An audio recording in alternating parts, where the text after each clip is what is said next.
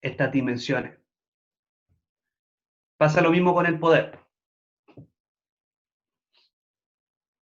¿Por qué la noción de poder también adquiere cierta relevancia en esta interrelación entre la subjetividad, lo social y lo político? Pensemos en la noción de poder Foucaultiano que, y esto es dato interesante, Montero lo tiene presente, Montero lee a Foucault, Montero el año 2006 desarrolla, digamos, un libro en el cual, digamos,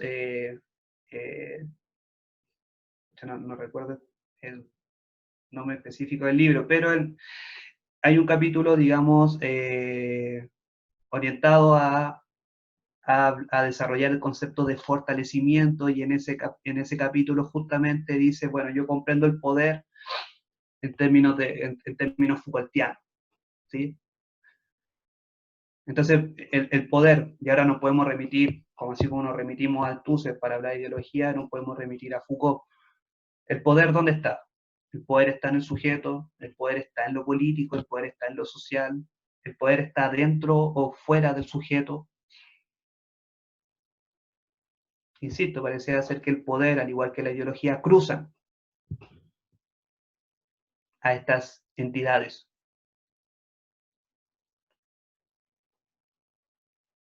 Marcelo, muy buena pregunta. Mantengámosla ahí. Como decíamos, como tratábamos de caracterizar al poder, el poder de alguna forma configura un tejido espeso, un tejido social espeso, que va más allá de cualquier unidad, sea individual o social. Entonces, en ese sentido, por eso el poder también se configura como una noción clave para pensar la interrelación entre subjetividad, entre lo social y entre lo político. ¿Sí? Bien.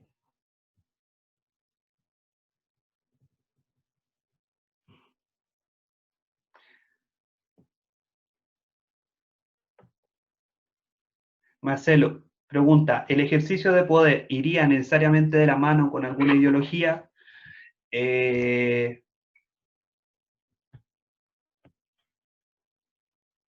Marcelo, para que me parece que para no confundirnos, es importante pensar que, por ejemplo, en Foucault,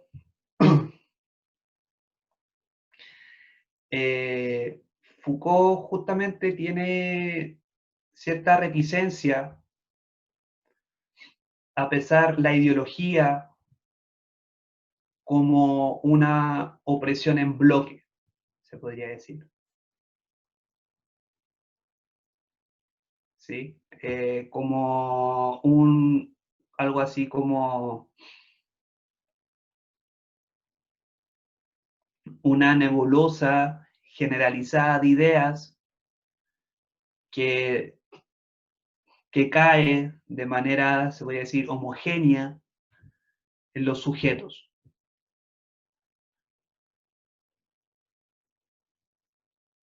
Por eso la idea de pensar la ideología como una opresión en bloque, ¿no? Para Foucault, y lo trabajamos harto, digamos, en la unidad 2, si existe algo así como una ideología, que insisto, es muy reticente, digamos, a esa idea. Entonces, si existe algo así como una ideología, habría que estudiarla de manera muy Foucaultiana, de manera diseminada, viendo su multiplicidad, su heterogeneidad, ¿no es cierto? Para Foucault la idea de la ideología no existe la ideología y luego la dotación de sentido a la acción en función de esa ideología. ¿Sí? No existiría algo así como está la ideología y que baja para dotar de sentido a la acción, sino que en cada práctica, en cada acción, confluyen saberes específicos, confluyen sentidos específicos, eh, confluyen racionalidades específicas, ¿sí? En ese sentido, insisto, Foucault es muy reticente a pensar la ideología como una opresión en bloque, sino que uno podría pensar que se inclina más por una comprensión del modo en cómo las diversas prácticas se conjugan con diversas racionalidades, se conjugan con diversos saberes, ¿sí? En lo micro, ¿no es cierto? Entonces veíamos, por ejemplo, se podría decir, con la idea de performatividad, cómo en cada acto se pone en juego justamente se podría decir, los saberes previos, ¿no?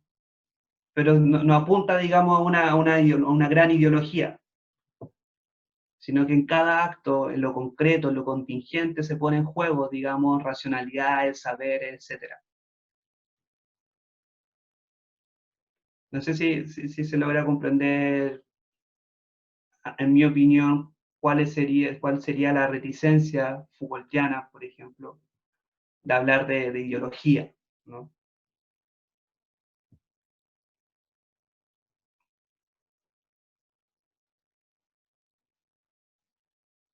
Entonces sería como insuperable porque sería propio del habla. eh,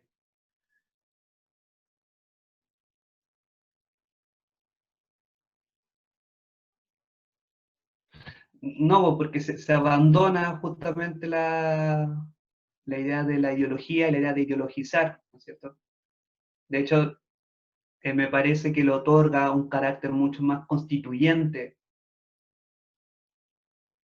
a la acción y a las racionalidades que comportan la acción y a los saberes que comportan la acción, ¿sí? Como decíamos con la idea de performatividad, se pone en juego constantemente la racionalidad de los saberes que comportan, insisto, las acciones. Entonces, me parece que incluso uno podría pensar que se le otorga un carácter mucho más constituyente a aquello a lo cual la ideología apunta, ¿no? Pero insisto, yo diría que si es que no abandona la idea de ideología, es muy reticente a comprenderla del modo en cómo tradicionalmente se ha comprendido, el modo en cómo altuserianamente se podría decir se ha comprendido, o anterior al Althusser.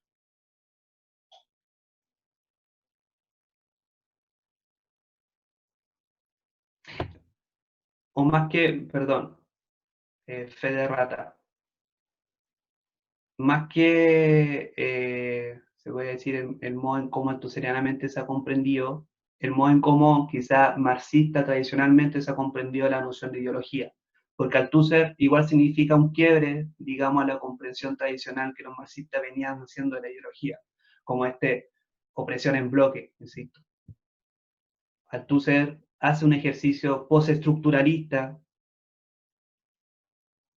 de dar cuenta de que la ideología no se configura como necesariamente en una estructura de opresión, sino que se disemina, digamos, por lo social mediante distintos dispositivos, mediante distintos aparatos.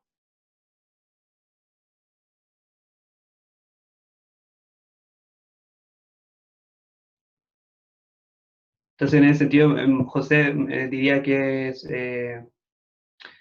tiene la racionalidad de los saberes que comportan la acción, tienen un carácter mucho más dinámico y constituyente, por ende, se podría decir hasta más transformable, ¿no?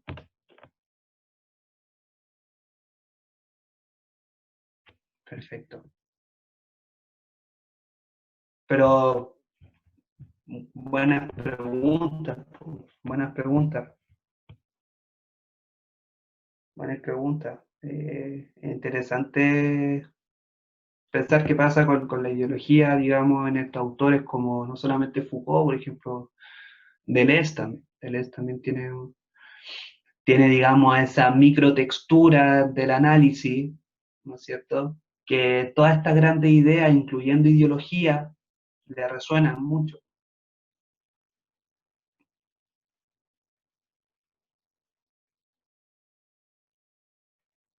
Bien.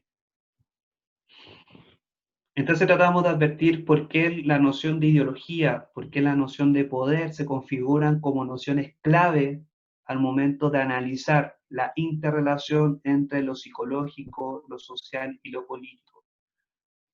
Y acá estamos hablando de lo político.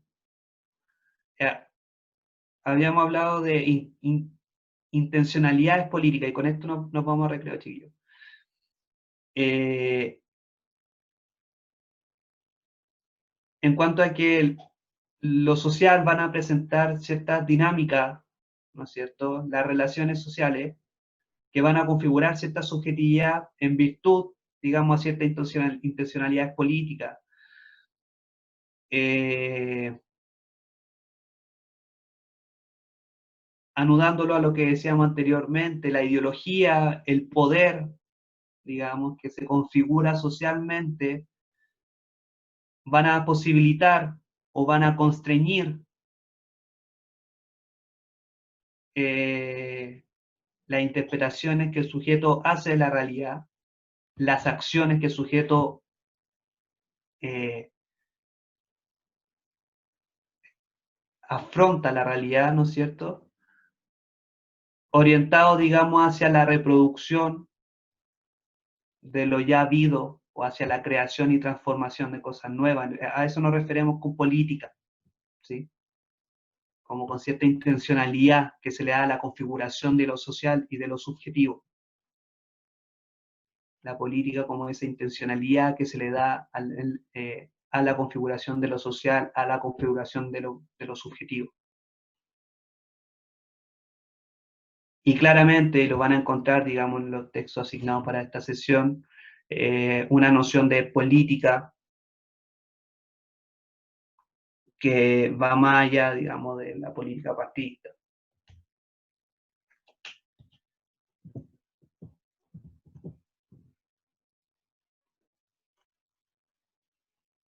Y acá una definición de psicología política, otorgada en 2009. Un espacio multidisciplinario que se ocupa de describir, analizar y explicar los fenómenos que atañen a la vida política en función de las prescripciones sociales generadas para organizar esa vida y de los mecanismos de poder que operan en ella, poniendo en manifiesto los recursos comunicativos, persuasivos y de fuerzas empleados en ese espacio. ¿Sí? Ya.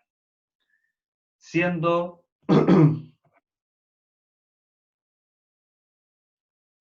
las 11:40 y yo tengo las 11:43. ¿Les parece ir a break?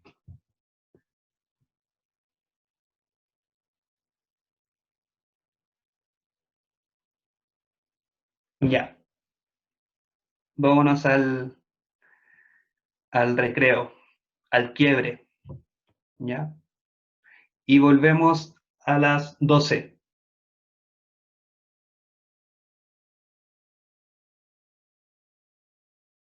Perfecto. Oye, desaparecí. ¿O no? No desaparecí. Sigo ahí. Ah, sí, sí. Ya. Ya, nos vemos a las 12, chiquillos y chiquillas. ¿Ya?